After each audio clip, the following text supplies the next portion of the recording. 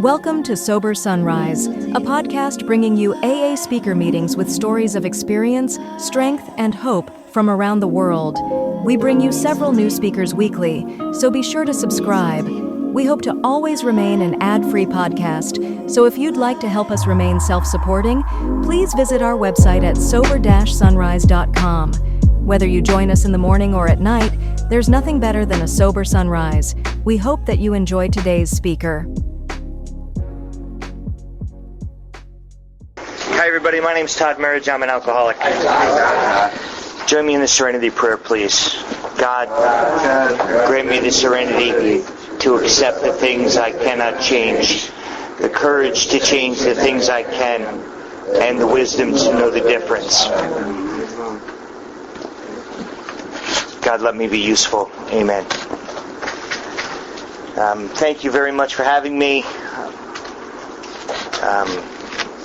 I got to tell you, everything good in my life comes because of Alcoholics Anonymous, Advanced Grace, the presence and a relationship because of God and with God, and it didn't used to be like that.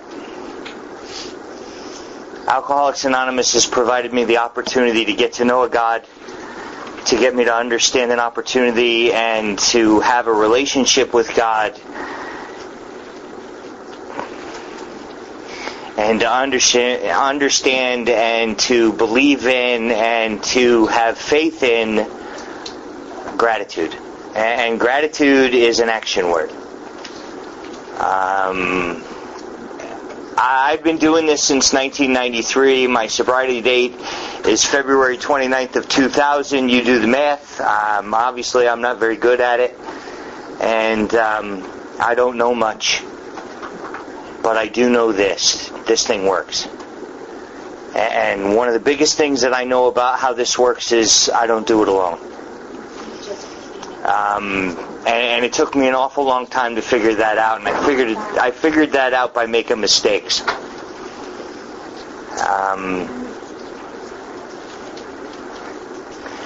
Alcoholics Anonymous has provided me the opportunity to see an awful lot, and there's been an awful lot of opportunities from my home group, Newburgh, to meet some amazing people who have provided me some great examples to learn to listen with my eyes.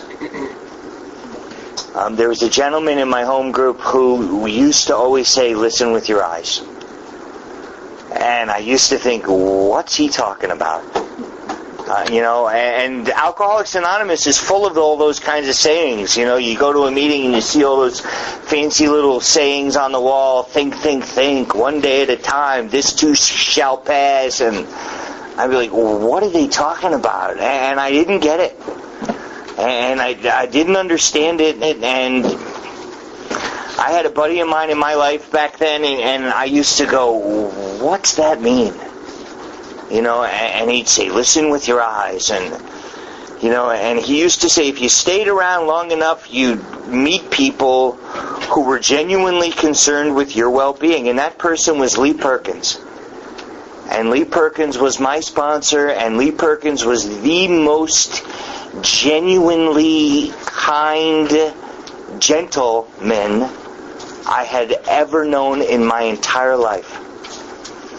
One of the sweetest, kindest men I have ever known.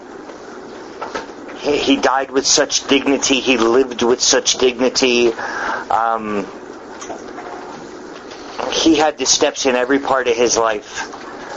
He was married for a very long time, and I had the privilege of being in his home very many times, and he died on my birthday in December of '99.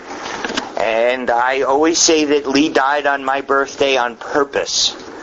I would go to the hospital every single day, and I would sit with him, and I would cry and cry and cry, and Lee would look at me, and he was dying of emphysema, and he couldn't talk. And he would just look at me with those sober eyes. And he would just tell me that it was going to be okay. And the morning of my birthday, December 6th of 1999, I had a phone call from a very good friend who said, "It's your birthday, happy birthday, let me take you out for breakfast." And I said, "No, I've got to get to the hospital. I know Lee's not going to last much longer." And she said, "It's an hour. Let me buy you breakfast." And, to this very day, I don't pass up free food. I don't. I love to eat. And, food for me is not just free food, but breaking bread with somebody, in my life is really important. And Domingo is here tonight with me, and I thank you for being here, and thank you for being my friend. And Alcoholics Anonymous taught me that. Taught me how to be a friend, and taught me what friendship is all about. And, I'm honored to have the few friends that I have. And we had the chance tonight to break bread together, and that's really special to me. And so this person took me out to breakfast, and I got a call. When I got home, there was a voicemail on my phone that said, "Don't go to the hospital. Call me before you get to the hospital." And I called Alice, and Alice said, "Lee passed away 40 minutes ago." And I knew with every fiber of my being that he did it on purpose, because the day before, I knew he was dying. And I say he did it on purpose because I knew that if I was at the hospital when he died, I wouldn't be here today. And he did it unselfishly. Not that he did it on purpose like to hurt me. He did it because he knew I couldn't handle it if I was there. And that's Alcoholics Anonymous, man. That's the 12 steps in action. John Berenza was a guy who was in my life for a very long time, and another guy that if you didn't know John, you'd think he was an ogre. He was one of those old grumpy AAs, and during this time in my life, I wasn't working. I owned my own company, and, I had a business card that said president, and he called me up one day, and he said, "What are you doing?" I said, "Nothing." He said, "Of course not. You don't have a job." And people were scared of John, including me. And he said, "I want you here tomorrow morning, 9 o'clock, with a suit and tie on." I said, "Well, why?" He said, "Because I said so." I said, "Well, where are we going?" He said, "What do you care? You got nothing going on in your life." I said, "You got it." And, I thought about it, and I said, "I'll be there." And there's so many people who have taught me just to show up. And I showed up that morning, and John Berenza took me to a funeral for the wife of an Alcoholics Anonymous member, and I had the privilege of being a pallbearer for somebody who I didn't even know. But there was 4 people at that funeral, and I was one of them, and I carried this woman's casket, and we buried her. And I know the privilege and opportunities and honor that it's been in my life to be useful. And, that's what Alcoholics Anonymous is to me. Vic Zublik always used to tell me, be useful. And when you got an opportunity to be useful, do it. And do the little things, Todd. And today one of the things that I love doing is picking up a piece of paper as I'm walking along, picking up a piece of trash and going, "God have mercy on those most in need," and then throwing it out. And that's what I believe is Alcoholics Anonymous in action. And I could spend 47 billion days standing before you tonight and telling you story after story after story about drink trouble, drink trouble, drink trouble. And my favorite drink was 151 and Tanqueray gin mixed together. And I do not know anything about social drinking. I was telling a story to my sons yesterday. Domingo, Matthew Ryder, and I were out. I took the boys to a skate park. They're real into skateboarding. One's 13, one's 11, and we went to, Lakewood Park, I think it is. And the boys wanted to go skateboarding, and we all went to lunch before they went to the park, and I had the opportunity and privilege to meet President Reagan. And it wasn't because I was doing something right. I got detained in China. I got escorted out of the country. I hear people stand behind the podium saying, "I got thrown out of a bar."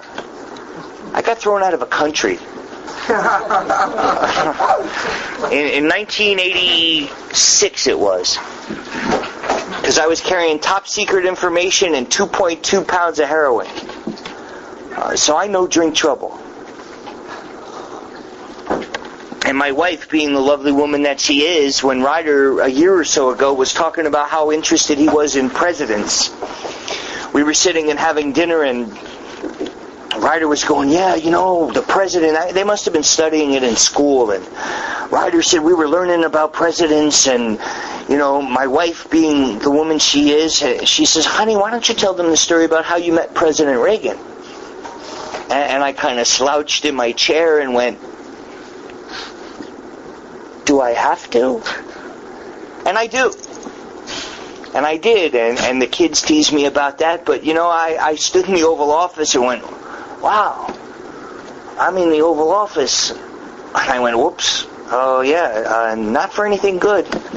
And so I did. I got the opportunity to meet President Reagan, and, as I say, I could tell you story after story after story about bad things and lots of trouble. But since, February 29th of 2000, I've had amazingly wonderful things happen, like sharing the stage with Zig Ziglar, and, I travel all over the country doing a job that I'm amazed that I get to do. I've sat at a table with Zig Ziglar and Rudy Giuliani and Colin Powell, who I worked for in the military, who came to China to get me, and I've been able to make amends, and it's just amazing that I do what I do, and I'm able to do it because of Alcoholics Anonymous. Gratitude is action, and my life is amazing today. And so I'm not going to spend a lot of time doing a drunkalogue.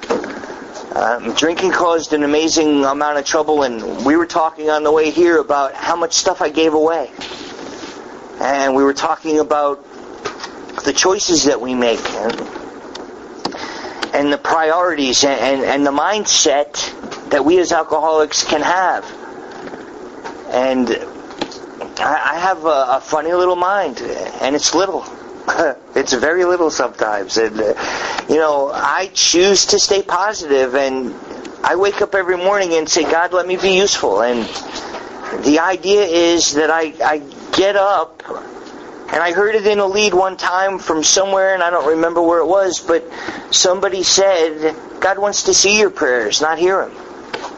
And I could be a great AA for an hour, throw a buck in the basket and walk out. And then go home and beat my dog. And I don't even have a dog. But, the point is, what do I do for 23 and a half hours? Or 22 and a half hours? And, for me, Alcoholics Anonymous is between when I leave here and when I come back.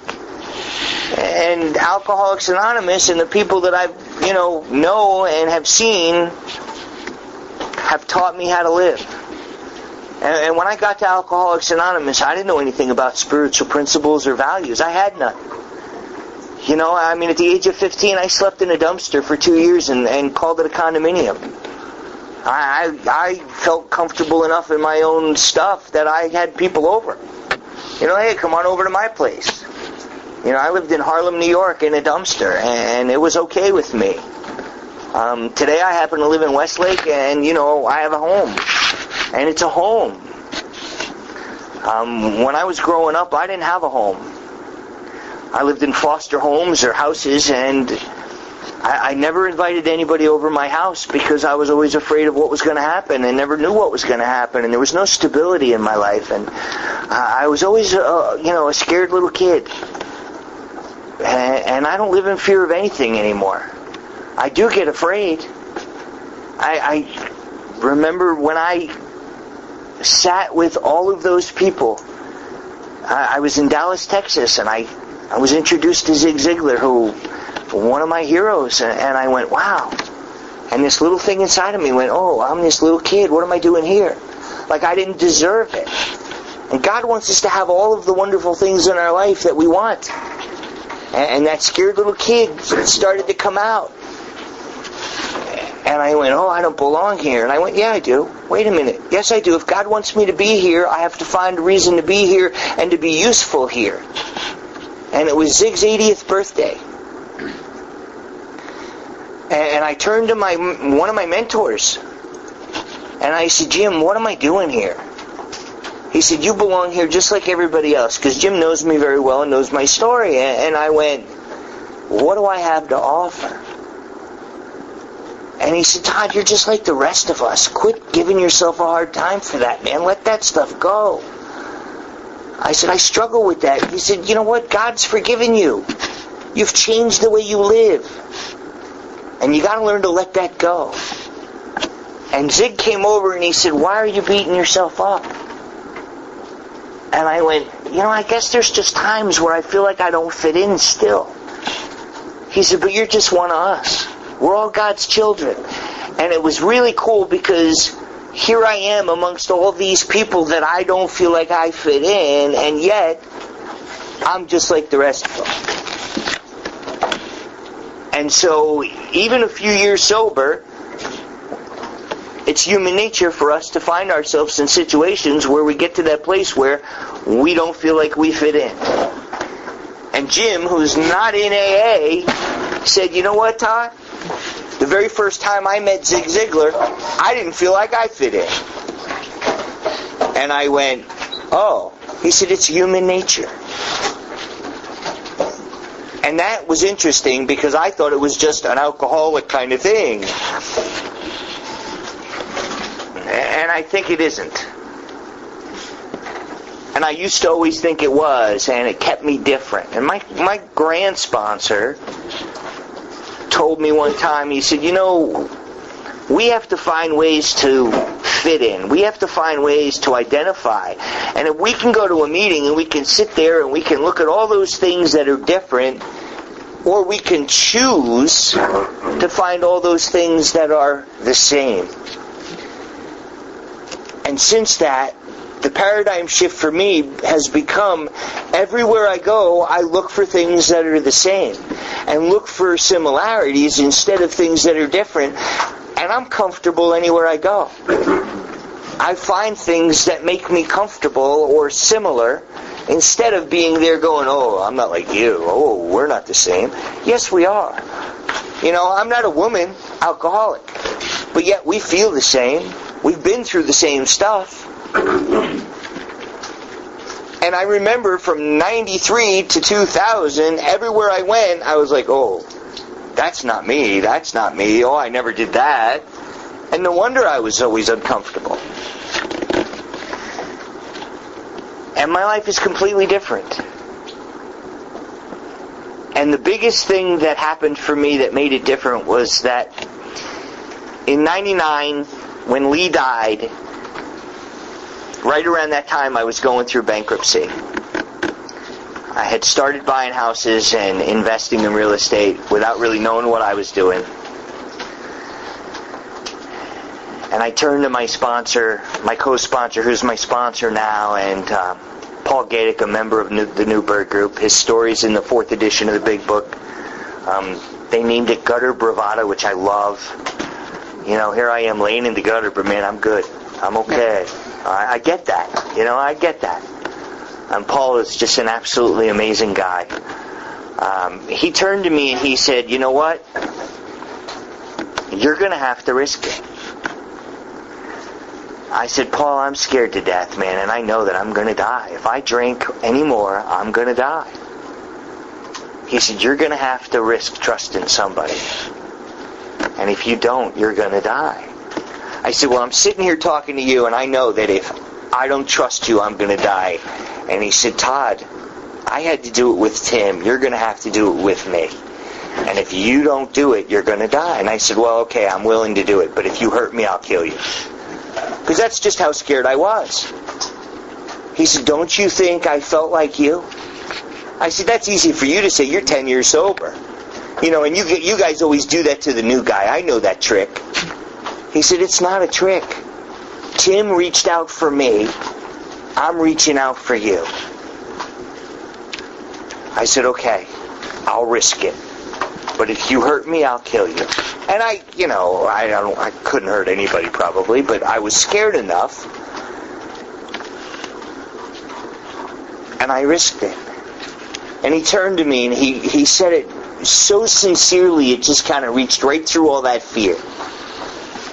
And he said, trust is a must.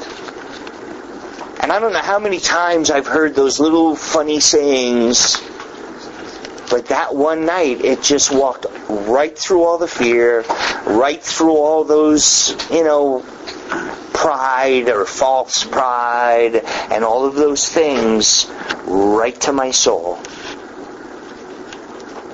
And it was like he just reached his hand out and he said, we do this together. And from that day to this, I've allowed him to get to know the real me. Because up to that point, it was, if you find out who I am, you'll kick me out. I've been kicked out of some amazing places. And I've always been afraid. Deep inside myself, it was always about, you were going to kick me out. If you get to know who I really am, you're not going to like me, and I want you to like me. I want you to accept me. And I'm scared. It's that scared little kid who grew up to be a scared little kid. And my life's become an amazing thing, and an amazing journey, and the fact that I can stand here and be honest with you is an amazing result of God's grace.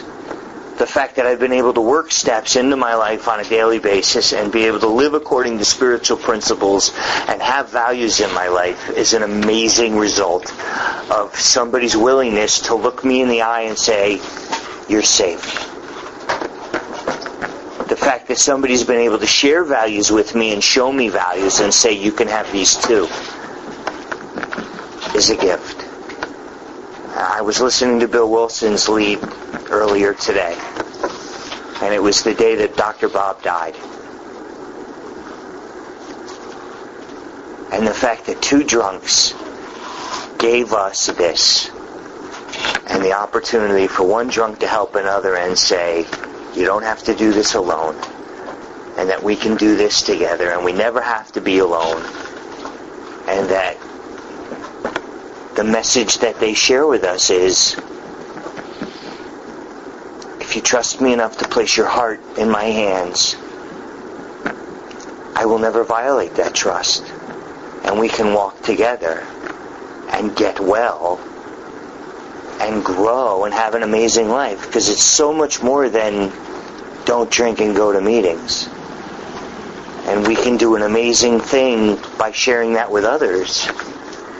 I mean, there's millions of people that are sober. I've had the privilege of traveling all over the world sober and see amazing things and hear amazing stories. And every time I get to do that, I get more grateful, and then I have more responsibility to do more. I heard at Newburgh, I owe big time. And the more I get, the more I have to give. And Lee always used to say, the harder I work, the luckier I get. And I am a pretty lucky guy. It's been hard work. And I've worked pretty hard to get where I am. And I understand that every day it starts over. I have a wonderful family, and I never had a family. Mother Teresa is one of my idols because she worked with throwaways, man. She worked with the dredges of society, and I really identify with that, I guess. And she said in one of her quotes, and I love quotes because they're like one-liners, and that's about as good as I get in regards to remembering stuff. I got a little brain, and she said, I can't do what you can do. You can't do what I can do, but together we can do great things. And that's AA to me. And the greatest joy in my life is being able to help another drunk and to work with somebody and build a relationship and a friendship. And the greatest joy I have is the fact that my greatest weakness has become my greatest strength. The fact that I'm an alcoholic has become the greatest strength I have. When I was a little kid, I wanted to grow up to be Howard Hughes. And the reason I wanted to be Howard Hughes was because he was wealthy enough to hide. And I was a scared little kid who wanted to be a recluse. And today I stand before you completely unafraid of letting you in. You know, completely comfortable in my own skin. And completely unashamed of who I am or where I've been or what I've done. And that's because of Alcoholics Anonymous and the 12 steps that are active in my life. You know, if you want to know if I'm a good AA, ask my friends, call my wife. And today would be a good day to call her. You know, today was a pretty good day. You know? And that's just me being able to be honest, because, you know, yesterday wasn't really a great day. And, you know, today wasn't a great day either. I had to make amends right at dinner. I snapped at her because she put some papers away. I was looking for a poem that I wanted to share with you, and, you know, she has a habit of putting things away for me, and it's like, why did you touch my stuff? Well, you left it out. No, I left it out so I could find it because I never remember where I put stuff. You know, and I was thinking about my lead, as I always do, which is silly, but the biggest message I have for anybody that I ever want to share anything with is love. You know, and gratitude. And I used to stand up and talk about all my escapades and, oh, I did this. And it's just so unnecessary for me today. Not that I haven't, believe me, boy, you know, oh.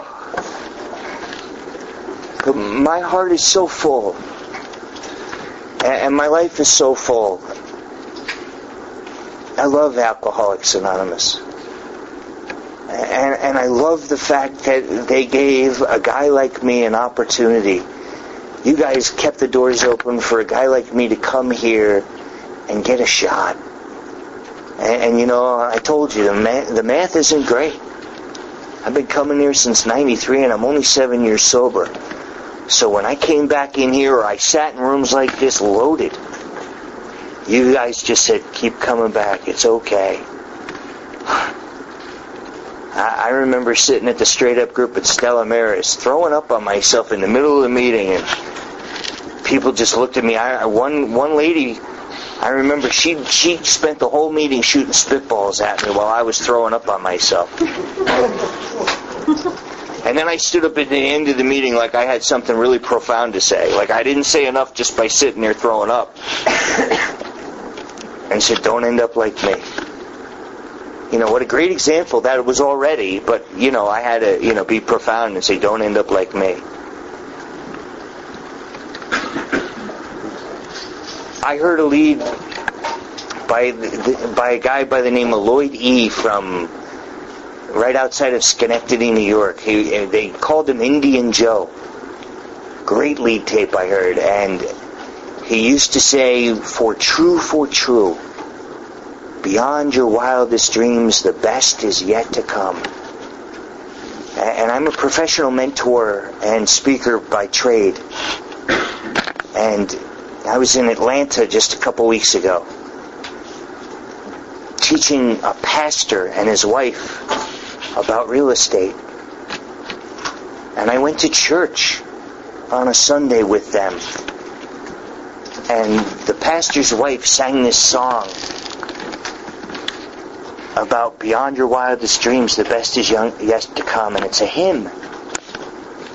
And I stood in that mass and I cried like a baby. And I just felt the presence of God in my life, and that song just moved me to tears. And all I could think about was Alcoholics Anonymous and God in my life, and the fact that as good as I have it, I know that sobriety is the most important thing in my life, and that you people gave me the opportunity to be standing in that church in Atlanta, sober, helping a man of God better his life. And that Lloyd E.'s message is in my ear as she's singing. And it was funny because we had talked about that song and that saying before the Mass. And she was singing and she pointed at me. And I'd never been in a church where somebody sang and pointed at me like she was saying, this is for you, and just how God worked that day. And I'm thinking, thank you, Alcoholics Anonymous. Thank you, God. And thank you guys. I have it so good. My life is really full. And there have been so many people, like Tommy Cusick. When I relapsed and I came back to Alcoholics Anonymous, I came back to Newburgh. Tommy Cusick was a guy who had a great ponytail down to his waist and wore a leather jacket and hung out with new kids. You know, he was 60 or 70 years old, and a hippie. And he had these crystal clear blue eyes. Joy Gobick grabbed me and brought me right to Tommy and said, he can't stay sober. And I was like, oh, great, thanks a lot, you know. I'm like, I need this. And I thought I was going to get a lecture and get kicked out. And Tommy grabbed me and he looked me right in the eye. And he said, Todd, what's the matter? And I was like shocked that he even knew my name. And I said, Tommy, I can't stay sober. I don't know what's wrong. And he held me by the hand and he looked me right in the eye. And he had those eyes that you knew he loved you and he cared. And that's kind of different in my life. And I said, I don't know. He said, pray for clarity. And I went home that night and I got on my knees and I said, God, Tommy Cusick and you are tight. And he told me to pray for clarity. I don't know what it means. I don't know what it's supposed to do. But if he's got it and he got it from you, I want it and I want it now. And you better give it to me because I want what he has. And I went right back to him the next week and I said, he didn't give it to me. And I want it. And I got to have it.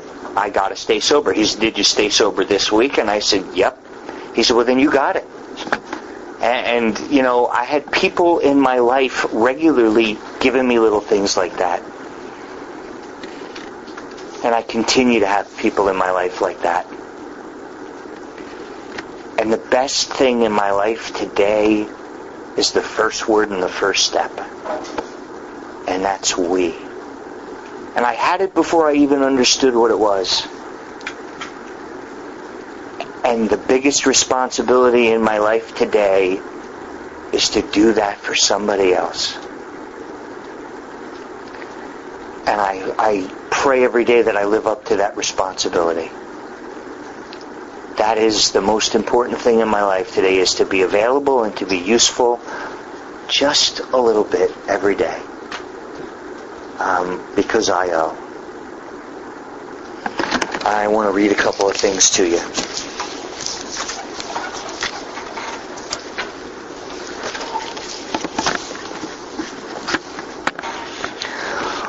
One opens the inner doors of one's heart to the infinite silences of the Spirit, out of whose abysses love wells up without fail and gives itself to all. And that's by Thomas Merton. And if you're not familiar with Thomas Merton, you should be. Wonderful writer who Dr. Bob and Bill Wilson were very familiar with. Direct your eyes right inward, and you'll find 1,000 regions in your mind, yet undiscovered. Travel them, and be expert in home cosmography. And that's Henry David Thoreau. The life we want is not merely the one we have chosen and made. It is the one we must be choosing and making. It's one of my favorite quotes, and that's Wendell Berry. Because this is a daily thing, and every day we need to be making right choices and right decisions. And it's something that I constantly take a look at. My sobriety and my recovery is based on good choices, and it's something that I look at the 10th step every day. You know, my inventory is based on taking a look at what I did, 86 and 87. Who did I hurt today? And if I'm blessed enough to be looking at that on a regular basis, and I need to, am I making good choices? And if I make good choices, I get good results. If I make bad choices, I get consequences. Consequences are really painful. I got here because my best thinking at that point got me here. My thinking has changed because I was able to trust someone enough to help me understand that my thinking was not good. And today, with the input of others, my thinking is changing.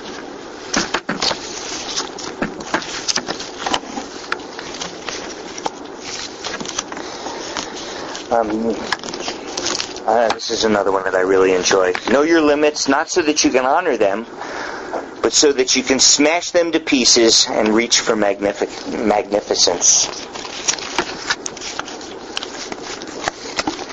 And this is Tony Robbins. You've probably seen him on TV. I've had the privilege of meeting him, and he's a guy who talks about growing and his personal achievement and those kinds of things. And it's part of what I do in my life today is work. Life is a gift, and it offers us the privilege, opportunity, and responsibility to give back by becoming more. That's Anthony Robbins.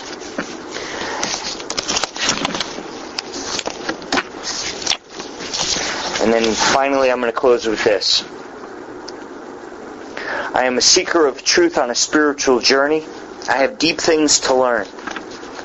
May I learn them honorably. I have good things to offer. May I offer them generously. I am where I need to be. I am doing what I need to be doing. May I be a simple, humble, kind presence on the earth today. May my actions today reflect my deepest beliefs. May I be grateful to those who came before me. And may I make the road smoother for those who will travel them after me. My life is what it is because of those who have come before me and opened the doors, and they provided me the opportunity to stand before you. I would not be here if it was not for those of you that have been here before me and allowed me the opportunity to reach up and have somebody reach into the gutter and offer me a hand. I cannot thank you enough except to reach back, reach down, grab somebody and offer them a hand. Gratitude is an action, and I pray every day that I do what I am responsible to do, and that's offer a hand to somebody else. I am so grateful that you guys have allowed me the opportunity and privilege to stand before you and be myself. And I thank God and I thank you for allowing me the privilege to share who I am openly and honestly, and I thank you for that. Thank you for listening to Sober Sunrise. If you enjoyed today's episode, please give it a thumbs up as it will help share the message. Until next time, have a great day.